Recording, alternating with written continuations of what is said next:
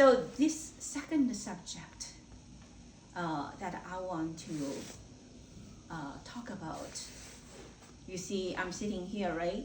I'm a mother. Okay. I have served the community in Flushing ever since I came to New York, which is day one, 2005. Okay. And I love Flushing. Many years ago, before I came to Flushing, before 2005, day one, I came to Flushing in the year of 2004. That was my first time coming to Flushing. I was assigned by fellow practitioners to safeguard the Truth Clarification Project of Flushing by stationing in the Flushing Public Library for one day. But I didn't realize that when I accepted that invitation by the practitioners in New York to come to Flushing, to station in Flushing Library, to be in charge of the Truth Clarification Project in Flushing that day. I thought it was one day project. It basically is a sacred mission.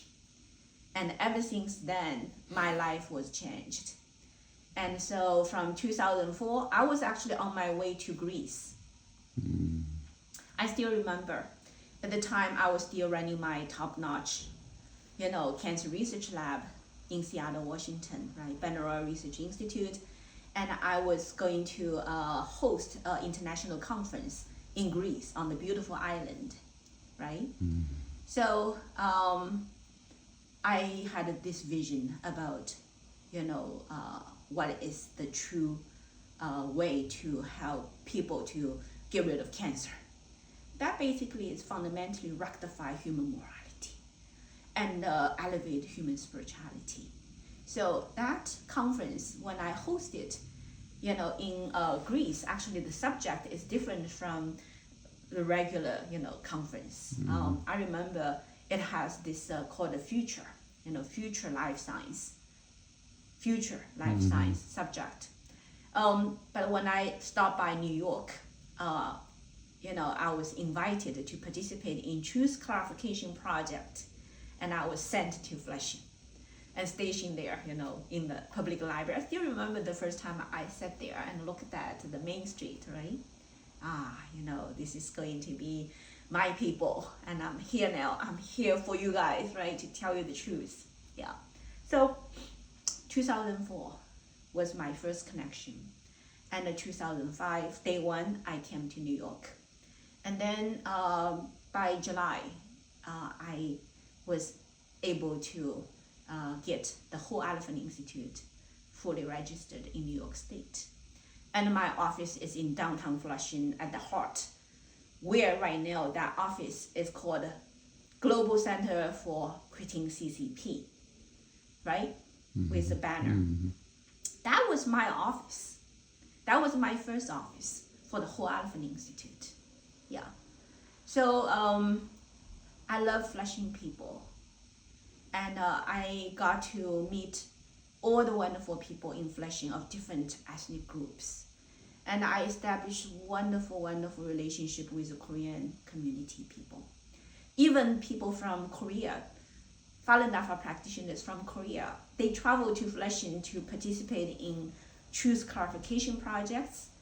And I could not communicate with them. But when I had my Whole Elephant Institute Community Service Center, the first guests I hosted were the Falun Dafa practitioners from South Korea. They came and they sat, around the big table I had for my office, and they all looked at me with great respect, right? So I love Korean, people a lot. I also gradually understand that, my spiritual journey in my many past lives, I lived in Korea, and I participated in the establishment of Korean culture. Okay, yeah, I was an integral part of the divine plan for Korea. When our Creator planned this beautiful country called Korea, the script, I was one of the central player in terms of in the history.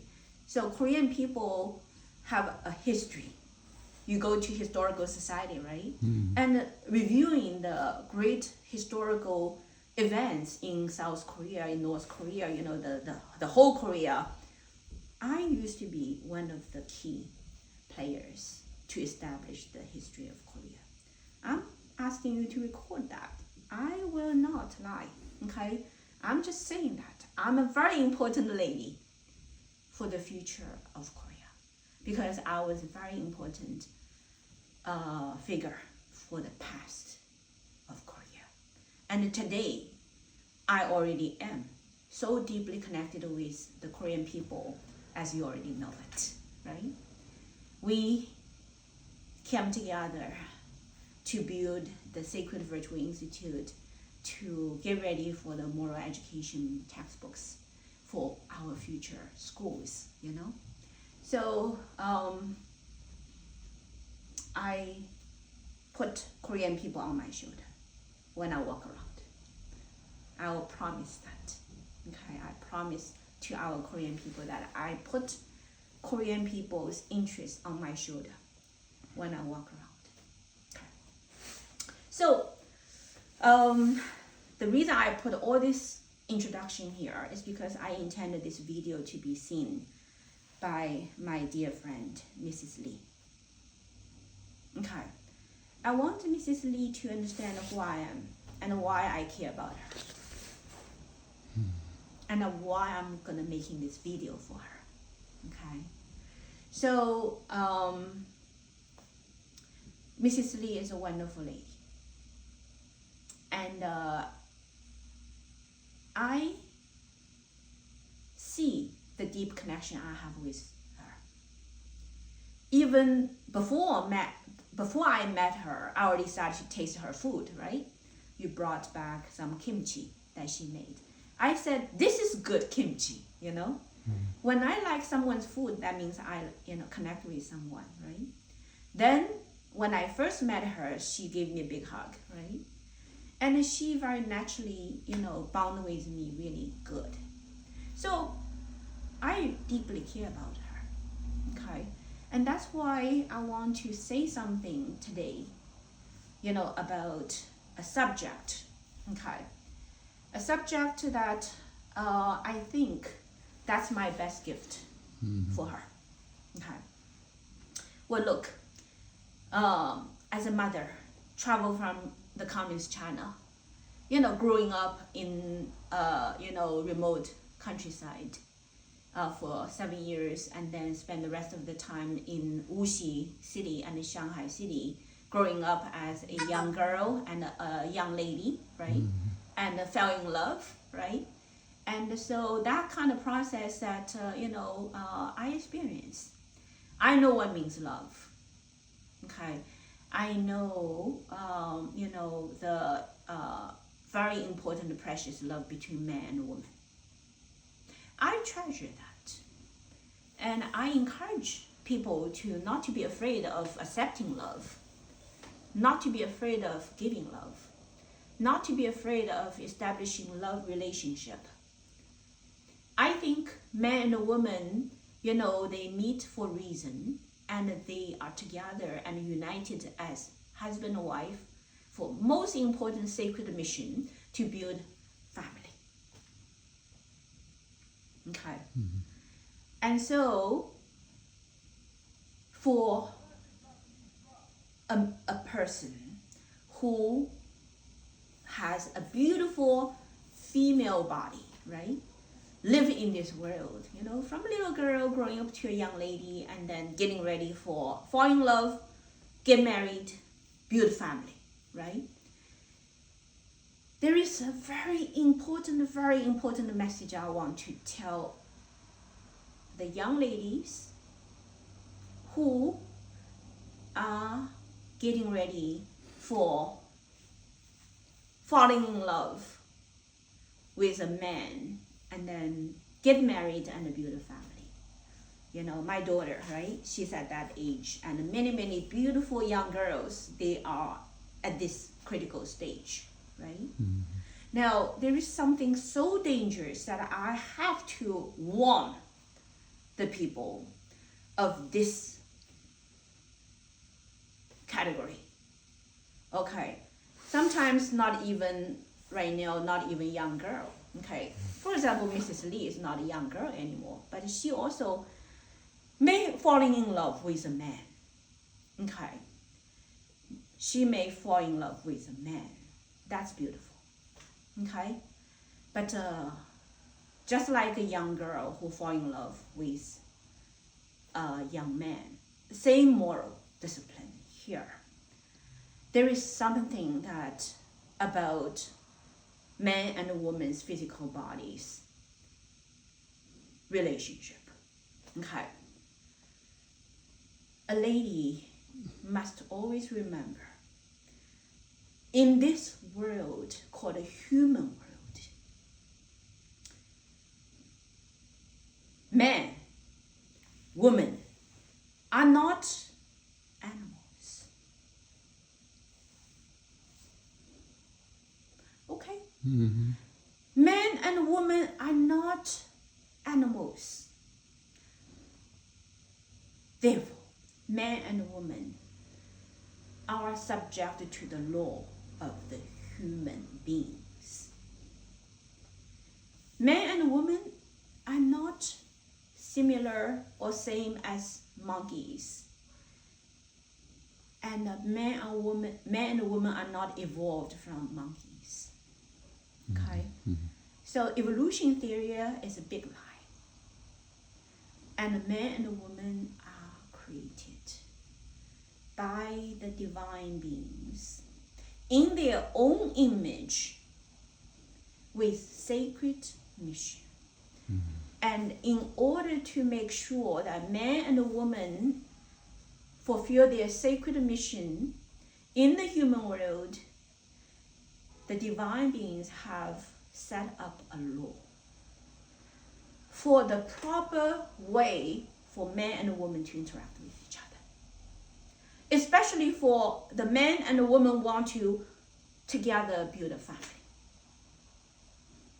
There is a divine law set up for man and woman to make a family.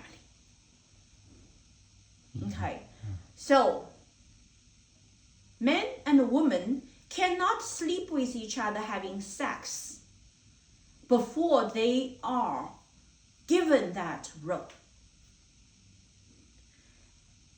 Because sexual interaction is designed for men and women to bring babies into this world. In order to make sure that they can do proper things to make sure the babies coming into this world are good, premarital sex is absolutely no-no. Absolutely no-no. Okay? Mm-hmm. Yeah. And there is severe consequence when people violate that divine law. Yeah. Severe consequence.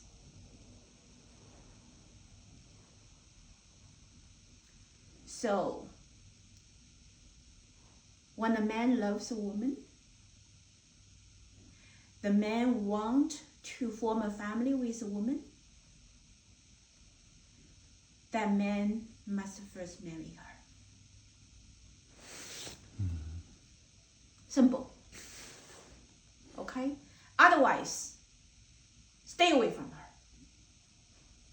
Don't touch her. Don't kiss her. Don't hold her hands. Don't make her fall in love with you only for you to enjoy sex. Because if a man does that, heaven condemns him. Heaven condemns that man who used the name of love to destroy the woman who supposed to be here to fulfill her sacred mission.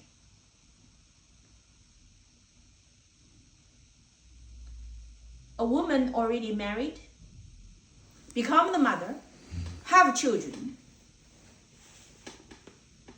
and if the husband passed away, and she's entitled to be remarried. She's entitled to be loved. She's entitled to love. But she cannot violate that fundamental law set by heaven for her. Even that is more important than her life. Because the moment she starts to forget about her role as a clean woman, to be the mother for the children, to be the proud of her children, her grandchildren, the moment she violates that morality, she loses everything.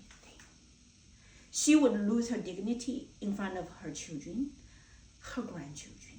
She's the outcast of her family. Morally, not only so, if she willingly let herself to drop so low just for having intimacy sex with a man that she thinks she falls in love with, she no longer, in heaven's eyes, is qualified to be a human being. She's no longer a human being. And the karma is so huge that it would definitely destroy her completely.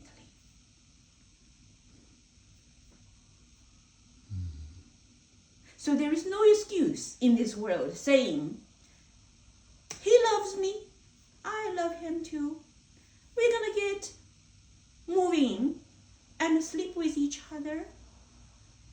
And we cannot be married because if I get married, I lose social benefit. What kind of excuse is that? Again, I'm so sad to hear that social benefits thing participate in making a beautiful mother fall down hell. What kind of excuse is that? Oh, you're going to be married with a man? We're not going to give you social benefit anymore. What kind of social benefit policy is that? Is it real? I don't know, because I don't take social benefit. But if social benefit says that when you marry a man, you are not entitled to have your social benefit anymore. What if the man doesn't have the money to support her? Is the marriage based upon the man have to have the financial ability to support a woman? It's not.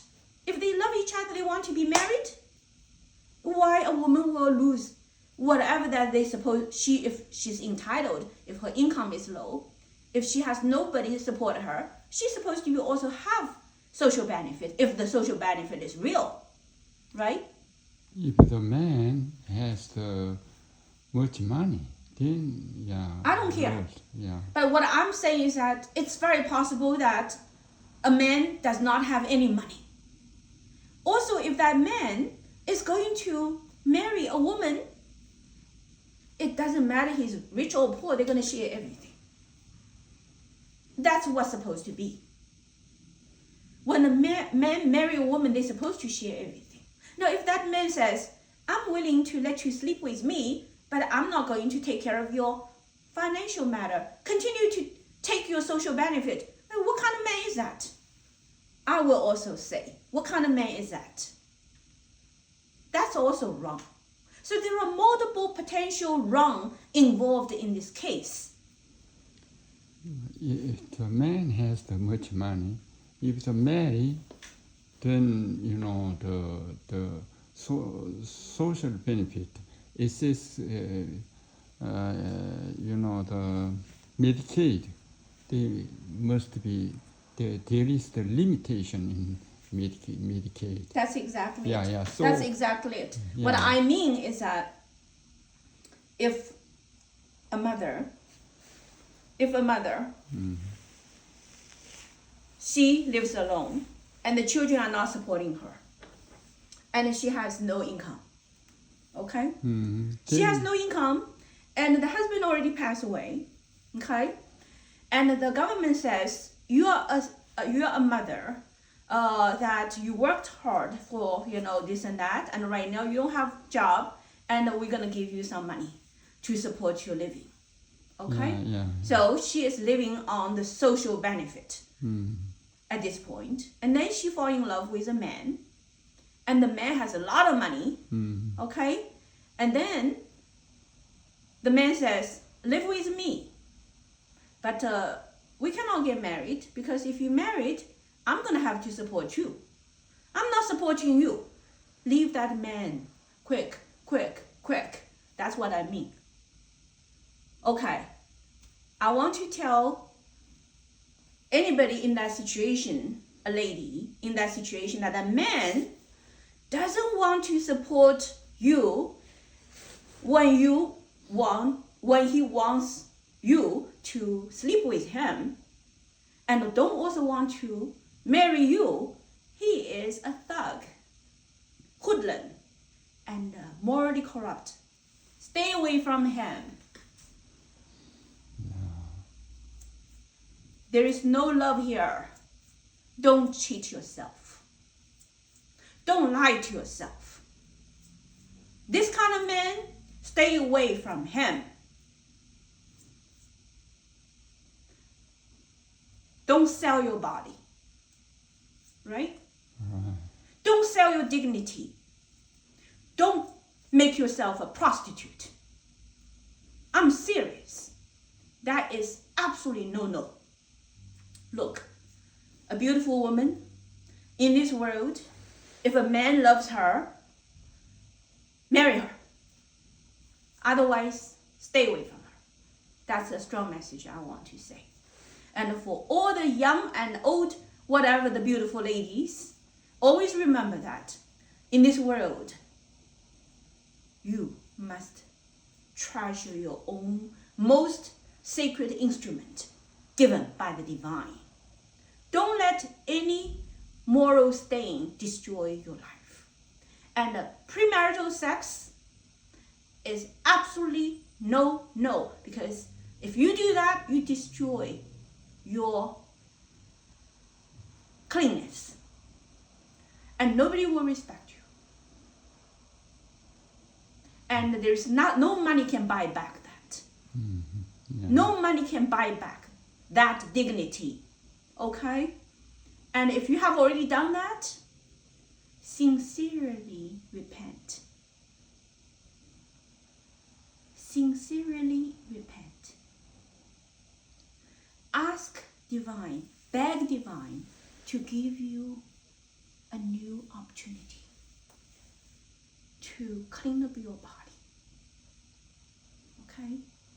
And to, from that moment on, walk on the righteous path and stick with the correct principle of life. Mm-hmm. If you sincerely repent, there is hope. Okay.